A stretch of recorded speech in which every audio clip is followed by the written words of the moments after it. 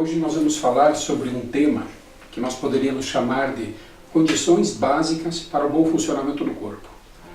A maioria das pessoas, inclusive médicos, lidam com a situação do bom funcionamento do corpo como se ele dependesse primariamente de intervenções, de um medicamento, de alguma técnica, de alguma coisa que a gente deva fazer de diferente para que o corpo funcione melhor. Mas o conceito de condições básicas seria bem simples. Para que o corpo funcione bem, ele precisa de algumas coisas.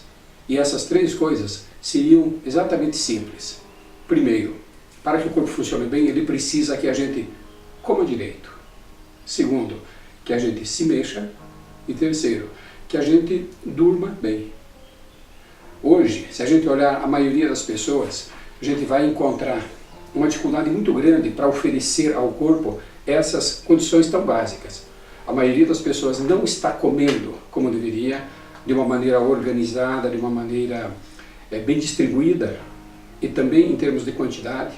Segundo, poucas pessoas estão fazendo alguma atividade física que possa trazer esse benefício para o corpo. E terceiro, é muito comum as pessoas estarem dormindo mal ou dormindo menos do que é necessário para o corpo funcionar bem. O que seria comer direito? Depende, em primeiro lugar, da própria situação da pessoa, em termos de alguma doença, ter diabetes ou um problema qualquer, ou então, descontando essa condição das doenças, a gente precisa oferecer para o corpo os nutrientes básicos de que ele necessita. Uma certa quantidade de proteína, uma certa quantidade de carboidratos, alguns nutrientes menores, como sais minerais, vitaminas. Isso qualquer nutricionista pode nos dar recursos muito válidos para organizar essa situação. Sempre, é claro, lembrando que não se deve abrir mão do prazer de comer. Comer, além de nutrir-se, comer também é oferecer prazer para o corpo. Então, uma alimentação deve ser, ao mesmo tempo, saudável e gostosa. Eu gosto de usar uma comparação. Quando a gente vai comprar um sapato, esse sapato deve ser bonito ou confortável. A rigor, uma situação não exclui a outra. O sapato deve ser bonito e confortável. Talvez, num determinado momento, a gente privilegie ele ser bonito. Num outro momento, talvez a gente privilegie ele ser confortável. Mas, de qualquer maneira, a gente não vai comprar um sapato confortável que seja horrível e nem um sapato maravilhoso, muito bonito, que machuque o nosso pé. Então a alimentação deve ser baseada nesse esquema. Ela tem que ser saudável para ajudar o nosso corpo a funcionar bem, mas também tem que ser prazerosa. A gente não deve abrir mão daquelas coisas que são prazerosas para a gente. Segundo, atividade física. Em outros momentos nós já discutimos um pouco mais a fundo essa questão do exercício, então passando bem por cima. O nosso corpo não foi feito para ficar parado. Ficando parado ou se mexendo muito pouco, o corpo desajusta, ele desequilibra, ele deixa de ativar certas funções e o início ou a recolocação da atividade física na nossa rotina só vai fazer benefícios ao fazer o corpo se equilibrar melhor. O corpo foi preparado, ele foi desenvolvido, foi selecionado pela natureza para se mexer. E se a gente não faz isso, ele desorganiza o seu funcionamento. O terceiro item está ligado a sono. Mais do que discutir quantas horas se deve dormir, é muito fácil observar a qualidade do sono. Vai ver como a gente acorda. Se a gente acorda confortável, bem disposto, sem nenhuma dor, sem nenhum tipo de mal-estar, é porque o sono cumpriu o seu papel, independente que tenha dormido 6 horas, ou 7 ou 8 horas.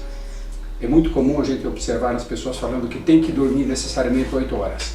Talvez seja um bom número como média para as pessoas, mas independente disso, vamos focar em como a gente acorda. Existe um conceito que os neurologistas chamam de arquitetura do sono. A arquitetura do sono se refere ao fato de que durante o sono existem padrões diferentes de atividade cerebral. Isso é avaliado através de um eletroencefalograma durante o período do sono. Então o cérebro não está funcionando sempre do mesmo jeito. Tem várias fases diferentes que se repetem de maneira cíclica em torno de 2 horas, em fases mais profundas e fases mais superficiais de sono. É comum, por alterações das condições de sono, por exemplo, barulho, iluminação, produtos que interferem no sono, café, estimulantes outros, preocupações, enfim, um ambiente inadequado para o sono, é muito comum que as pessoas tenham dificuldade em aprofundar o sono. Elas até dormem, mas ficam num sono mais superficial. E esse sono superficial, com o empobrecimento da chamada fase REM, na qual a gente sonha, essa é a fase mais importante para o nosso descanso. Então, a maioria das pessoas que hoje acorda cansada, acorda indisposta, é porque não conseguiu fazer uma arquitetura adequada do sono. É fácil observar isso de maneira simples, só observando o resultado. Mas, quando é necessário aprofundar o assunto, conversar com um neurologista, fazer um exame chamado polissonografia, esclarece muito bem essa questão.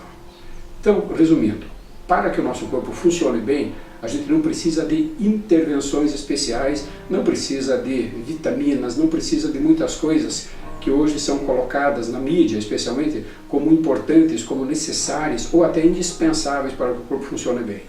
O primeiro passo para que o corpo expresse o que a gente chamaria de potencial genético é que a gente coma de uma maneira correta, que a gente faça alguma atividade física e que a gente durma bem.